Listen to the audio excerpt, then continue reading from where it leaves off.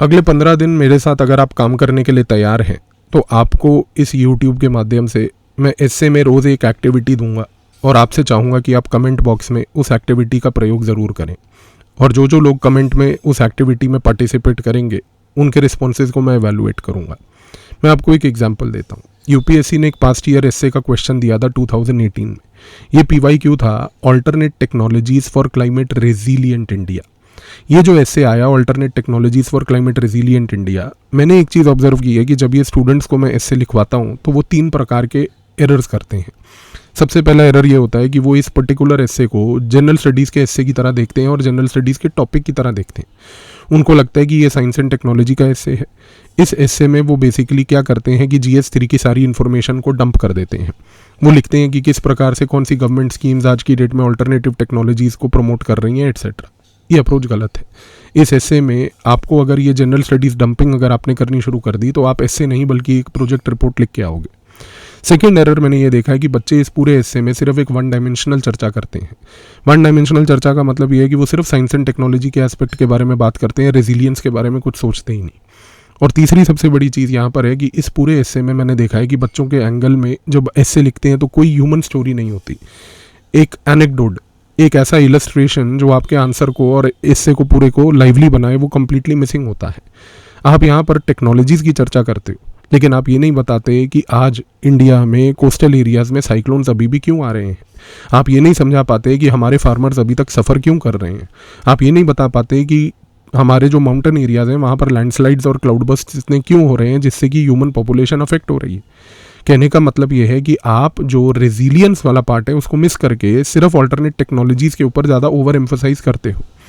इस रीज़न से आपको समझना है कि यूपीएससी जब आपको मार्क्स देता है तो वो 3 चीज़ों पे मार्क्स देता है। एक आपका बैलेंस नरेटिव, दूसरा आपका इंश्योर करना कि एनालिसिस कैसा है, और सबसे बड़ी बात तीसरी चीज़ इंश्योर करना कि आपके एस्से में वैल्यूज़ किस तरीके से पोर्ट्रेड हैं। जब आपको एक बैलेंस्ड नरेटिव करना होता है और एक अच्छा एनालिसिस करना होता है तो यहाँ पर आपको एक सबसे इंपॉर्टेंट चीज़ ये करनी है कि ऑलवेज़ यूज़ स्टोरीज़। मैं आपको एक एग्जांपल देता हूँ। अब अगर आप इस एस्से को लिखने की कोशिश करो और यहाँ पर आप सीधा लिखना शुरू करो कि गवर्नमेंट ने सोलर टेक्नोलॉजीज़ को इम्प्रूव करने के लिए ये स्कीम चलाई है और हमने ये सोलर टेक्नोलॉजी बनाई है, एक जगह पर ये चीज़ है। और दूसरी जगह पर आप सोचो कि आप अगर इस नज़रिए से स्टार्ट करो लिखना कि बुंदेलखंड के जो फार्मर्स थे जब से उन्होंने सोलर पंप्स प्रयोग करने शुरू करे तो उनके सोलर पंप्स के प्रयोग से उनकी ड्राउट की प्रॉब्लम मिटिगेट हो गई। See the difference.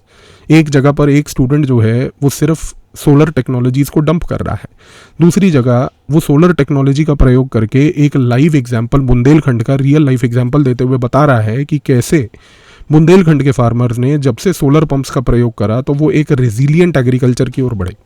ये फ़र्क है, इस फ़र्क को समझने की कोशिश करो। सेकेंड चीज़ मैंने आपको जो बोली कि हमेशा एस्से में एक वैल्यू का प्रयोग किया जाए।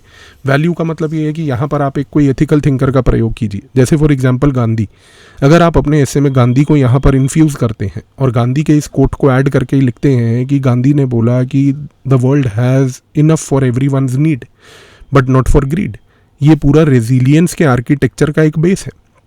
अगर आप अपने एस्से को इस पर्टिकुलर पॉइंट ऑफ गांधी के ओपिनियन से आर्ग्यू करने की कोशिश करते हो तो आप सोचो कि आपके आंसर और एस्से में कितना इंप्रूवमेंट यहाँ पर देखने को मिलेगा। तो ये चीज़ आपको समझनी है कि always use human stories, anecdotes, examples, illustrations जिनको हम कहते हैं, किसी भी नाम से आप उसका प्रयोग करो, they add value to your एस्से। और दूसरी सबसे बड़ी बात यह है कि जब आप एक वैल्यू लाने के लिए एक पर्टिकुलर थिंकर का सहारा लेते हो तो वो थिंकर से आपका एस्से का पर्सपेक्टिव रिच होता है। अब कीपिंग दिस इन माइंड मैं आप लोगों को एक टास्क देने जा रहा हूँ।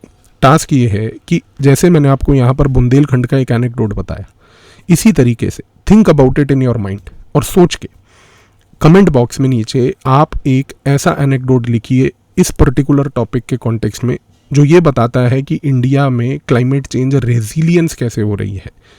दिमाग में सोचिए कि कौन सा ऐसा इलस्ट्रेशन या एग्जाम्पल का आप प्रयोग करेंगे जो एक्सप्लेन करता है climate change resilience in India, और वो भी through use of alternate technology.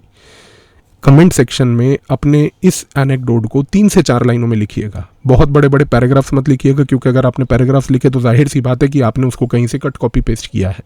दिमाग लगाइए, 2 से 3 लाइनों में मैक्स एक छोटा सा इलस्ट्रेशन लिखिए, और जो जो लोग इलस्ट्रेशन को लिखेंगे उन लोगों के इलस्ट्रेशन को मैं इवेलुएट करके आपको वहीं के वहीं फीडबैक भी दूंगा। तो try this activity, make the most out of it. आपने कमेंट बॉक्स में इस एग्जाम्पल को ज़रूर लिखिएगा। लेट्स स्टार्ट लर्निंग इट, ताकि आपकी थिंकिंग यहाँ पर मोटिवेट हो, इम्प्रूव हो। 1 अक्टूबर से एसए का कोर्स भी स्टार्ट हो रहा है। In case you wish to join this SA course, जिसमें इस प्रकार के थॉट प्रोसेस पे हम पूरा वर्क करेंगे। क्लास में सिर्फ स्ट्रक्चरल पार्ट ऑफ एसए नहीं, बल्कि एसए के साथ साथ उसके answer writing, SA writing and evaluation of essays, जो मैं खुद पर्सनली करूंगा। अगर आपको वो भी ज्वाइन करना है तो लिंक नीचे डिस्क्रिप्शन में है। कमेंट सेक्शन में इस टास्क को ज़रूर कीजिएगा। Thank you.